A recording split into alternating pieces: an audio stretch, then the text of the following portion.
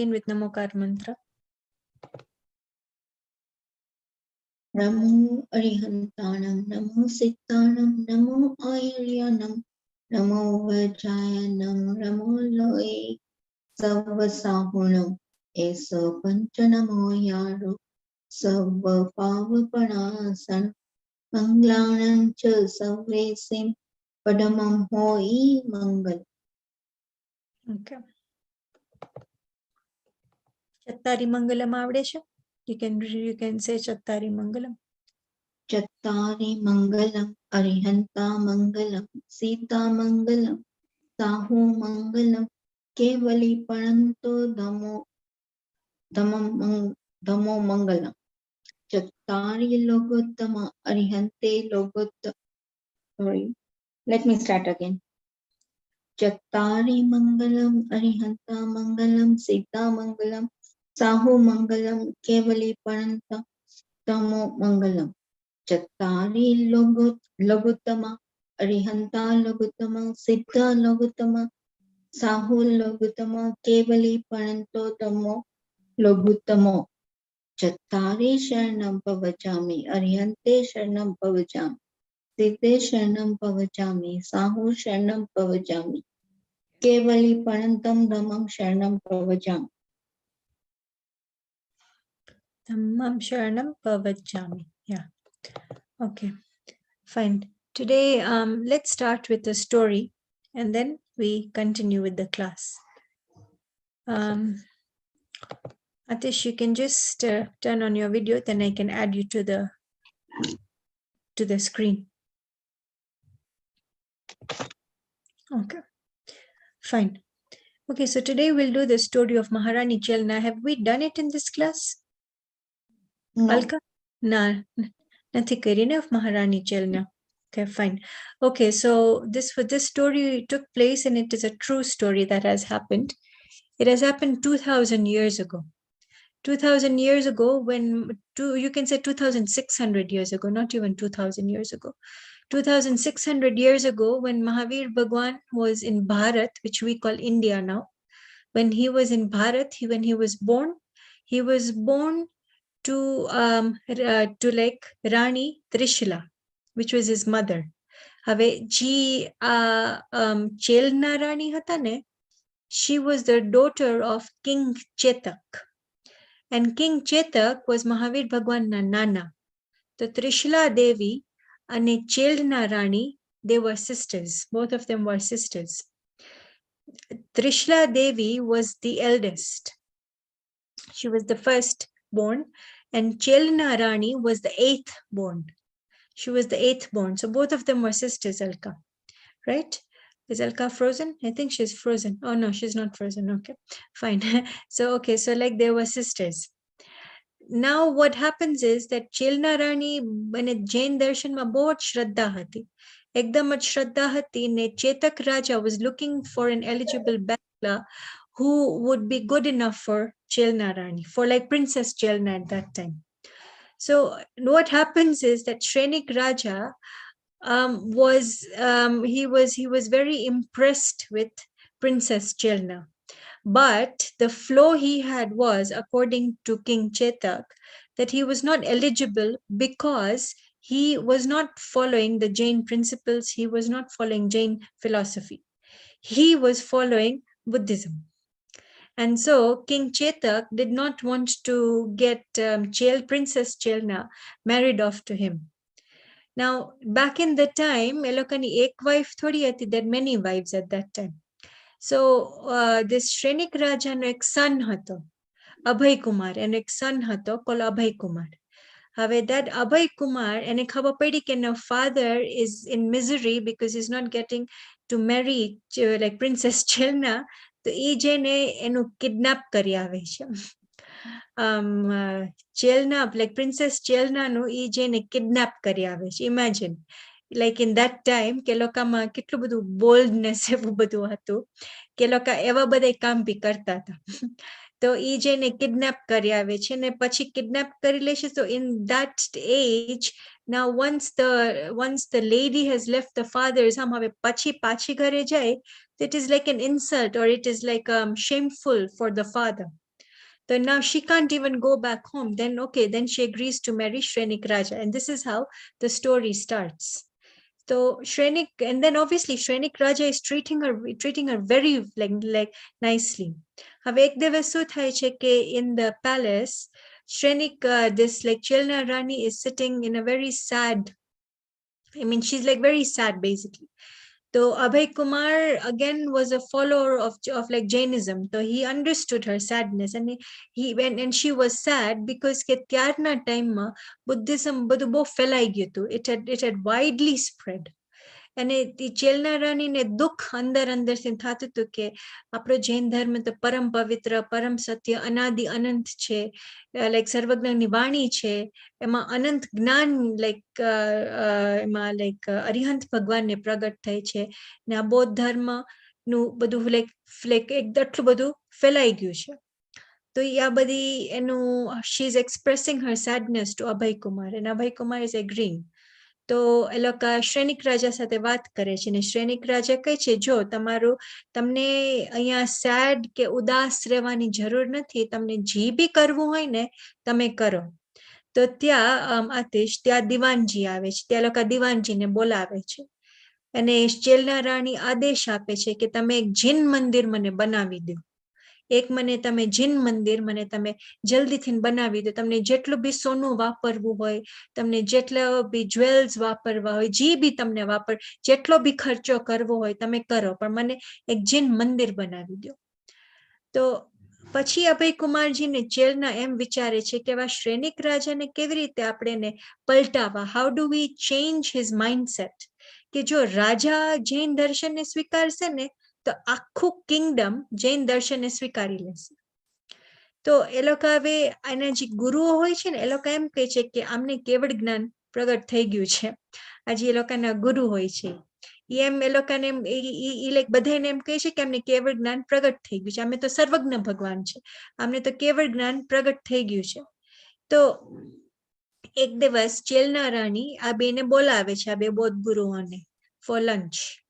તો લંચમાં બોલાવે છે ને, એ લોકો અત્યારે ઓબ્વિયસલી લાઈક મોજડી પહેરતા હતા, તે મોજડી લાઈક દરવાજાની બહાર ત્યાં મૂકી, એ લોકો બે અંદર આવ્યા મોજડી મૂકીને. તો એની એક ત્યાં ડોટર છે, અભય કુમારની સિસ્ટર છે, એ બી જૈન દર્શનમાં પક્કી ઓલી હતી, શ્રદ્ધાવાળી. તો ઈ લાઈક ઈ એમ કહે છે ને કે તમે સર્વજ્ઞ છો, લાઈક નાની છોકરી કહી છે, તમે સર્વજ્ઞ છો, તો આ બે મારા હાથ છે, તમે કયો કે મારા હાથમાં શું છે. કારણ કે સર્વજ્ઞનો મતલબ શું, અતુલ, કે knowledge of the past, present and future, complete knowledge. તો ઓલો એક મહારાજ કહે છે કે ઓ તારા હાથમાં તો સોના મોહર છે, you have got gold in your hands. તો ઓલી કહે છે જો મારા હાથમાં તો કઈ નથી. ઓલી નાની છોકરી પ્રૂવ્ડ ઇટ કે તમે તો સર્વજ્ઞ નથી જ, ભલે ને તમે કયો છો તમે સર્વજ્ઞ છો, પણ તમે સર્વજ્ઞ જ નથી. તો શી પ્રૂવ્ડ it in that like 1 minute. પછી ચેલના રાણી કહે છે મૂકો ને હમણાં આ બધી વાત, પહેલા તમે જમવા બેસો. પછી એ લોકો જમી લે છે ને, પછી એ લોકોની મોજડી ઓલી બાલિકા હોય છે ને આસ્તેથી ઉપાડીને એક બાજુ સંતાડી દે છે. પછી એને પૂછવામાં આવે છે આ બે બૌદ્ધ ગુરુઓને કે તમારી, એ લોકો પૂછે છે આ બે બૌદ્ધ ગુરુ, અમારી મોજડી ક્યાં. તો પછી એને ચેલના રાણી પકડે છે. એ કહે છે કે જો તમે સર્વજ્ઞ છો તો તમે જ કયો ને કે તમારી મોજડી ક્યાં છે, તમે જ કયો કે અમે લોકોએ ક્યાં છુપાવી છે, તમને તો બધું જ્ઞાન છે, તમને તો બધી ખબર છે. તો લોકો બોલી નથી શકતા, કારણ કે લોકોને સર્વજ્ઞતા પ્રગટ જ નથી થઈ. તો એમ એ લોકો પકડાઈ જાય છે, અને એ લોકોને એક ઇન્સલ્ટ લાગે છે. ચેલના રાણીનો તો એમ હતો કે શ્રેનિક રાજાને બતાડે કે આ બેને સર્વજ્ઞ નથી, એ લોકોનું અપમાન કરવાનું એમ નતું. ઓબ્વિયસલી એ લોકોને અપમાન લાગ્યું. તો અપમાન લાગ્યું એટલે આજે એને શ્રેનિક રાજાને બધું કમ્પ્લેન કરે છે આ બે બૌદ્ધ ગુરુ કે અમારું તો આવી રીતે આજે અપમાન થયું, અમને એક તો જમવા બોલાવ્યા તમારી જ ઘરે ને તમારા જ ઘરમાં અમારું અપમાન થયું. એવી રીતે બધું એમ સ્ટોરી કરીને બધી આખું કહે છે કે આજે શું થયું તમારા પેલેસમાં જે શું થયું. તો શ્રેનિક રાજાને એકદમ ગુસ્સો આવે છે કે મારા ગુરુઓનો અપમાન કર્યું, હવે હું ચેલનાના ગુરુને અપમાન કરીશ. તો તો એ જંગલમાં જાય છે ને ત્યાં દિગંબર મુનિરાજ ત્યાં લાઈક સાધનામાં બેઠા હોય છે. He is in a meditative state. તો ત્યાં જઈને એવા મેડિટેટિવ સ્ટેટ લાઈક મુનિરાજ ઉપર એક ડેડ સ્નેક ફેંકી આવે છે. એક ડેડ સ્નેક ફેંકી દે છે તો ઓબ્વિયસલી આખા શરીરમાં કીડી તો થઈ જ જાય ને કે when it is a dead snake. તો ઈ મૂકી આવે છે ને એકદમ અંદરથી એકદમ ખુશ થઈ જાય છે કે મેં બી બદલો લઈ લીધો હવે. પછી 3 દિવસ પછી ચેલના રાણીને ખબર પડે છે કે શ્રેનિક રાજે તો આવું કામ કર્યું છે. પછી 2 શ્રેનિક રાજ અને ચેલના રાણી 3 દિવસ પછી પાછા જંગલમાં જાય છે અને મુનિરાજને ગોતે છે. તો એ તો મુનિરાજ ત્યાં ને ત્યાં જ બેઠા છે. સર્પ એટલે સ્નેક પણ ત્યાં ને ત્યાં જ છે. પણ એલા મુનિરાજ ડગમગતા નથી. આખા શરીરમાં કીડી કીડી કીડી થઈ જાય છે. પણ તો બી મુનિરાજના ફેસ ઉપર કઈ લાઇક્સ ઓર નો ડિસલાઇક્સ, એકદમ વિતરાગ દશામાં બેઠા છે. વિતરાગનો meaning no likes no dislikes. સર્વજ્ઞતાનો મીનિંગ નોર ઓફ ઓલ એટલે અરિહંત ભગવાનની. તો આ તો મુનિરાજ ઉપર તો નો લાઇક્સ નો ડિસલાઇક્સ ત્યારે શ્રેનિક રાજાને રિયલાઇઝેશન થાય છે કે મેં આ શું કર્યું. કે પછી એને એ બી ઓલું સિનારીઓ બી યાદ આવે છે કે ઓલા તો 2 ગુરુઓ મારી પાસે દોડતા દોડતા એવા આટલું બધું કમ્પ્લેન કરી લીધું કે અમારું આજે અપમાન થયું. આ મુનિરાજના તો ફેસ ઉપર નો લાઇક્સ નો ડિસલાઇક્સ કઈ નતું ને આંખ ખોલે છે ત્યાં જ મુનિરાજ તે આંખ ખોલે છે ત્યાં એને દેખાય છે, એટલે 2 દેખાય છે, ચેલના રાણીને આ શ્રેનિક રાજા. તો પણ એ શ્રેનિક રાજા ઉપર કઈ દ્વેષ નથી કરતા, કઈ ઓલું હેટ્રેડ નથી બતાડતા કે તે તો મારા ઉપર સરપ ફેંકો આવી રીતે. અને એ શ્રેનિક રાજાને ઉલટું કહે છે કે તમે તો નેક્સ્ટ 24 તીર્થંકર ભગવાનના તમે તો પહેલા તીર્થંકર બનવાનું છો. એટલે આ ટ્રુ સ્ટોરી છે કે આ જે શ્રેનિક રાજા આટલા બધા જૈન ધર્મના વિરોધી હતા, એટલા બધા અગેન્સ્ટ હતા, પછી એ જૈન દર્શનને અપનાવી બી લે છે. સમ્યક દર્શન થાય છે એટલે આત્મા અનુભૂતિ એને થઈ જાય છે. એને આત્મા અનુભૂતિ પણ થાય છે ને આખા જે ઓલું છે કિંગડમ એ લોકોને ત્યાં બી બધા જૈન થઈ જાય છે. અને એ શ્રેનિક રાજા જે આટલા બધા અગેન્સ્ટ હતા જૈન દર્શનથી, એ અત્યારના નરકમાં છે કારણ કે એને મુનિરાજ ઉપર સર્પ ફેંકો. Now the fault was not on throwing the snake. Fault was કે આખા જૈન દર્શન ઉપર ઉપસર્ગ કર્યો. એક મુનિરાજ ઉપર ઉપસર્ગ કર્યો એનો શું મિનિંગ થયું કે એને આખા જૈન દર્શન ઉપર ઉપસર્ગ કર્યો ને એને 7મી નરક ધ લાસ્ટ હેલ નું બંધ બાંધી લીધું. અને 7મી નરક એટલે કેટલું ખરાબ, it is terrible even to imagine કે કેટલું ત્યાં દુઃખ હોય. પણ એને સમ્યક દર્શન પ્રગટ થઈ ગયું અને આત્માનુભૂતિ કરી લીધી એટલે એનું નરક ગતિ એટલે એ તો એનું કર્મ તો બંધાઈ ગયા એના. But because in a samyak darshan he realized the soul, he experienced the soul. That is why from 7th hell he એનું કપાઈ ગયું એટલું આયુષ્ય and he is in 1st hell અત્યારે. પણ તો બી ઈ લાઈક નરકમાં છે. તો આ શું બતાડે છે કે mother nature or the law of nature will not be kind to anybody unnecessarily or will not show any harshness to anybody unnecessarily. બધાય સાથે ઇક્વાનિમિટી હશે કે શ્રેનિક રાજાએ ખોટું કામ કર્યું તેને નરક મળ્યું એને નરક મળ્યું. પછી ત્યાં એમ ના જોયું કે આ તો રાજા છે, આ તો મહાવીર ભગવાનના રિલેટિવ છે, એમની ત્યાં like the law of nature is equal for everybody. So આવી રીતે અત્યારના as we are all talking right now Shrenik રાજા he is in hell right now. પછી સ્ટોરીમાં શું થાય છે કે બધા મહાવીર ભગવાનના સમૂહ શરણમાં જાય છે ને સમૂહ શરણમાં શ્રેનિક રાજાને શાયિક સમ્યક દર્શન એવું હોય કે કોઈ દિવસ છૂટે ના. એને ત્યાં શાયિક સમ્યક દર્શન પ્રગટ થઈ જાય છે.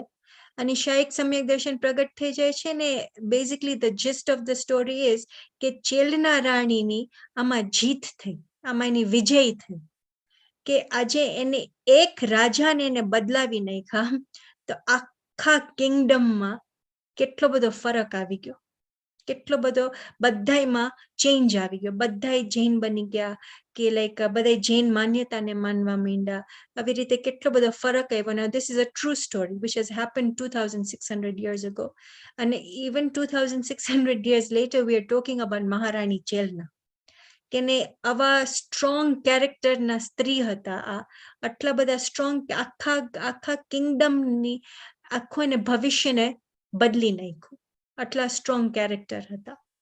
So this is a story which is which is a nice historic story, and every class we will try to do one short historic story. તો આપણને ખબર પડે કે આપણી હિસ્ટ્રીમાં both men and women કેવા હતા, કેટલા બોલ્ડ હતા, સાચું બોલવામાં ડગતા નતા, સાચું બોલતા હતા ત્યારે ફૂલ કોન્ફિડન્સ હશે કે આખી પ્રકૃતિ, આખું નેચર વિલ સપોર્ટ મી.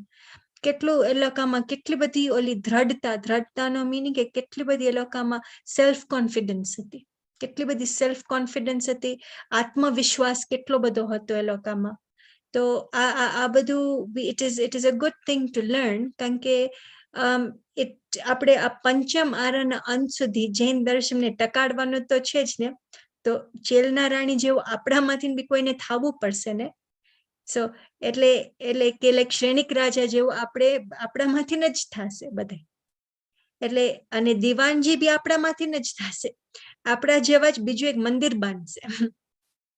તો આપણામાંથી જ આ બધા થવાના છે. So like that is the reason why we should be learning this. Now we talk a lot about Dravya Gun Paryay, અને આ સ્ટોરીમાં how is it applicable?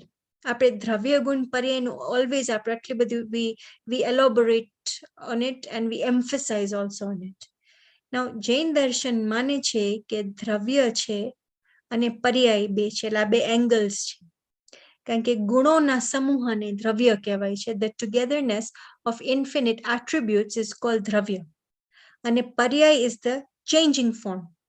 So પર્યાયનું definition શું છે આતિશ? કારણ કે you've missed a few classes. પર્યાયનું definition છે, it is the activity of each ગુણ.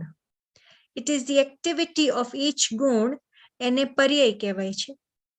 So as you can visualize, or maybe as you can see, that without dravya they can't be paryay, and without paryay they can't be dravya. તમે જરાક વિચારશો તો તમને actually આ strike થશે કે હા આ વાત બેસે છે, એવું નથી કે આ વાત નથી બેસતી, આ વાત બેસે છે કે everything has got a change. For example, if a baby is born and the baby is 40 centimeters tall, so is the baby remaining 40 centimeters even when that child becomes 60 years old? No. એમાં change તો દેખાય છે ને, change તો દેખાય છે માતિશ. Okay, we can see the change. The baby is growing taller and taller and taller. And then it comes to a certain age that after certain age, that the body is even shrinking. We can see. After like a certain age, the body is naturally even shrinking a little bit. Like change to dekhaye che, like facial features ma changes dekhaye che.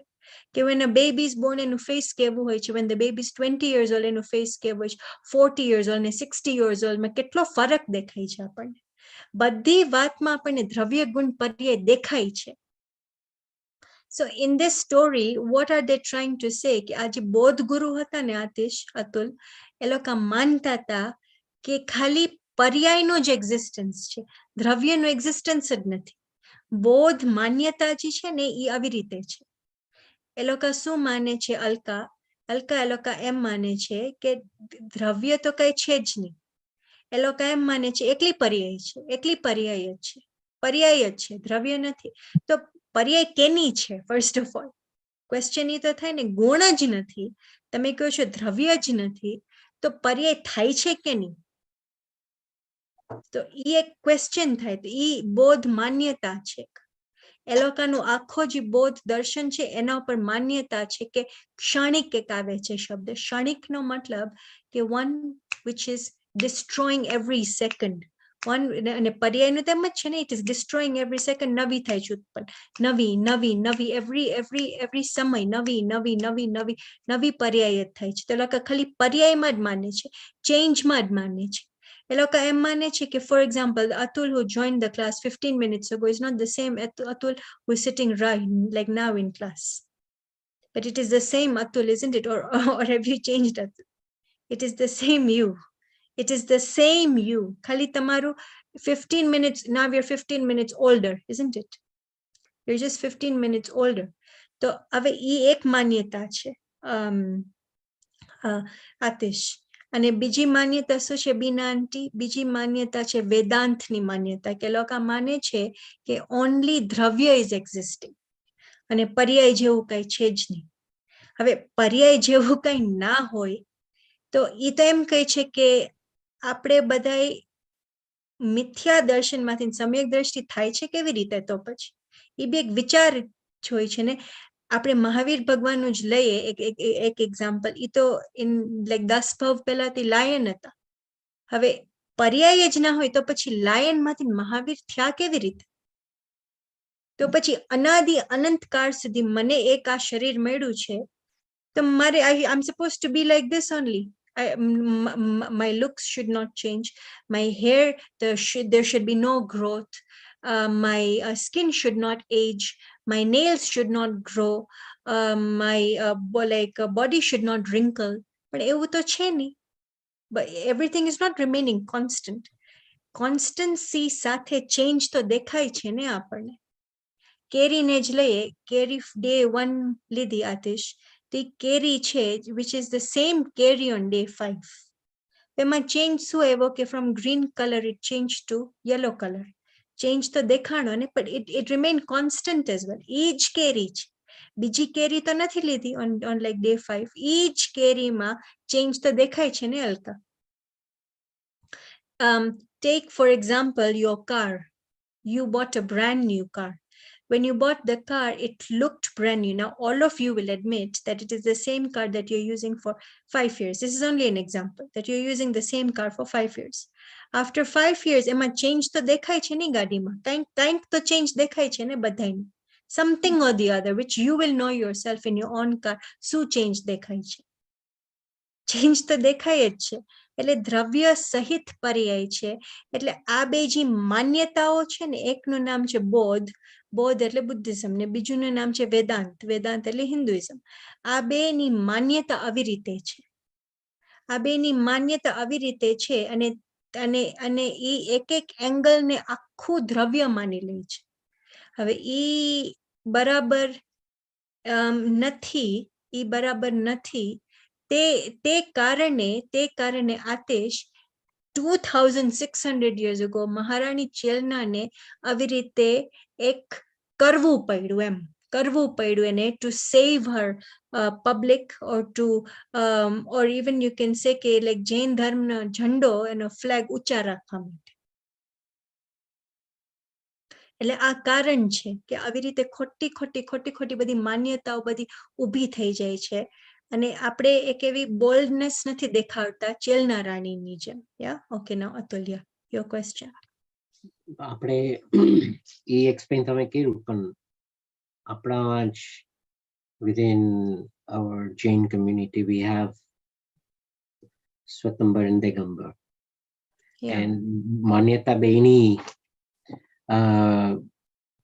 કાફી ફરક છે, differences છે. It is very good you're asking. It is important you ask. Yeah. અને આપણે દર્શન કરવા જાય તો for us nearest temple is the Swatambar temple. Potters Bar, yeah. Potters Bar. So that is 5 minutes away from my house. So I can go there every day and I can do what I want, but I'll have to do it in a different way. Now, why do we have such massive differences? Okay, let me answer that question. 1 second. And I'm not saying, I mean, I can see where we relate to what is